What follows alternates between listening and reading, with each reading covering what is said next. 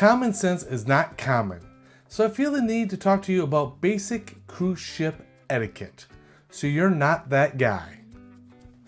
Let's talk about pool chair etiquette, which isn't common sense. On every ship, everyone takes all the chairs. They might hold 4, 5, 6 chairs. Might only have a family of 4, but try to save 6 chairs. If you have a family of 4, you don't need 6 chairs. You might need 2 or 3 chairs, but you really don't need all 4. You're going to be in the pool 90% of the time. Are really 2 kids and 2 parents all going to be in the loungers right by the pool at the same time? The answer is no.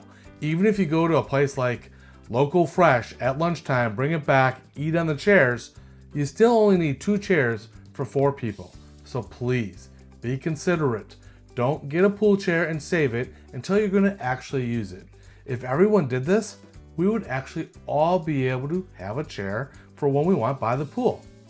You should not be gone longer than 30 minutes from there, per Royal Caribbean, in common sense. Main dining room etiquette also is not common sense. I get there's lots of questions on this, and you'll see a wide range of people of what they wear. If you look at the Royal Caribbean website here, you'll see that, you can wear jeans and collared shirts, sundresses, blouses to the main dining room for breakfast and lunch. And then for dinner, they recommend smart casual. You're not going to see everyone in smart casual at dinner time. And that's what I really like to focus on, is what would you wear on a first date for a girl or a boy that you really like? Would you wear swim trunks and a tank top? Or let's say the first date was a coffee date and the second date was a real date. What would you wear? You're probably not going to wear that. So yes, you're going to see people in shorts in the main dining room. I get it. You're on a cruise, it's your vacation too. I can wear what I want to wear. If you were to go to Ruth Chris, you're not wearing shorts unless you're sitting at the bar. If you're going to the main dining room, you could wear shorts, but should that be in the buffet? That's for you to decide. Now, personally, I have worn shorts in the dining room. They are nice shorts along with nice shoes and a collared shirt. So please at least look respectful. There's a lot of other cruisers that paid a lot of money and they want to have a nice dinner date. There's also going to be a formal night. You don't have to get real formal, but once again, just dress respectful. Don't wear your trunks and flip-flops in the dining room for dinner on any night, especially formal night. You may get asked to leave, you probably won't, but let's just be respectful. Now, just because you can order extra food in the main dining room doesn't mean you should be wearing your stretchy pants and getting the meat sweats. Still, just dress respectful. That's all I ask. Next, I'd like to talk about elevator etiquette. Yes, a lot of times it's both the kids and the parents really, but the parents lead by example. When you're about to get in an elevator, we should all let the people disembark in the elevator first before we get on. Much easier, much smoother. And you don't have to completely cram in there with sardines. And if someone is out there first, let them go. Say excuse me, pardon me. Just use your manners, like you would in front of maybe your significant other's family. And here's a pro tip. If the elevators are always consistently full, you can take the stairs if you're able.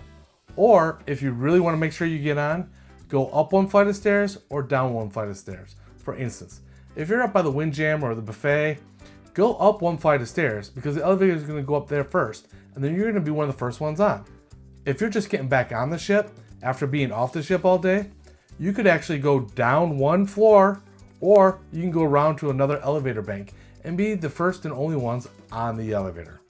You're welcome. Let's talk walkie-talkies. Should you have them? I say no. Number one, they don't even work that well on the ship. There's a lot of metal walls. And also, quite frankly, they are very annoying. If you don't want people to have a conversation on the phone on speaker while they're in the elevator, why would you have a walkie-talkie? If your child isn't old enough to have a cell phone, should they have a walkie-talkie?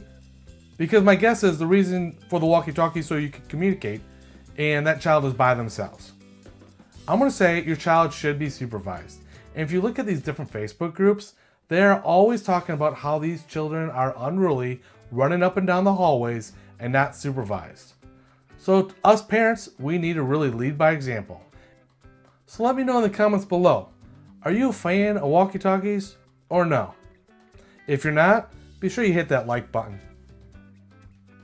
Now I know we're on vacation and we don't have to do any dishes or laundry, but that doesn't mean we have to be a complete slob, including you. We can clean up after ourselves a little bit. This is especially true for families. Sometimes I see just an array of product everywhere, food on the floor like nothing else. Make no attempt to clean up. We don't have to be slobs.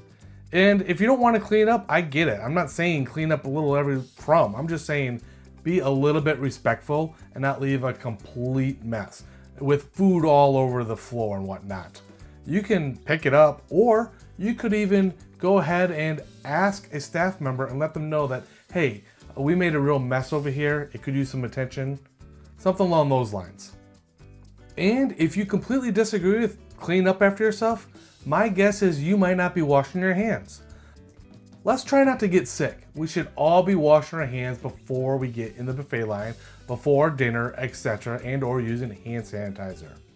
If you're not washing your hands before, I don't even know what to say. There's enough people you see going out of the restroom not washing their hands, and these are the same individuals going straight to the buffet line. I make it a point to washy before I go to dinner, before I go to the buffet line, as well as if I'm in the buffet line, I'm going to be washy right after. So please, be an example for other passengers and the children on the ship, and let's wash our hands before dinner.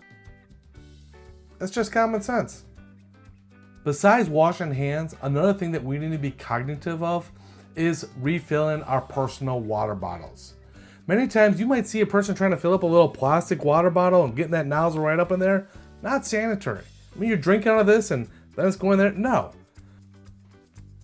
Either have a big cup lid and or use a cup from wherever and then pour it into your water bottle.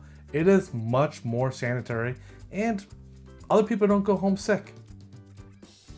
And another common sense etiquette cruise ship advice, in my opinion, is not leaving dishes all over the place, especially where they can be kicked. I get, you order room service, you might want to put that out your door. That's one thing. Or you could leave it in your stateroom. But do we really need to put these cups, plates, and dishes everywhere around the cruise ship, leaving them in the bathroom, leaving them in common areas where they can be kicked? It's really a hazard. It's for old people, people on scooters, children. So please, just bring your cup, plates to a common area so it can be picked up more easily. No reason to have to leave it in the bathroom. What cruise ship common sense etiquette do you always see being missed when you cruise? Let me know in the comments below. And while you're down there, please be sure to like, subscribe. Thanks for watching. This is Brian, Tips for Cruisers.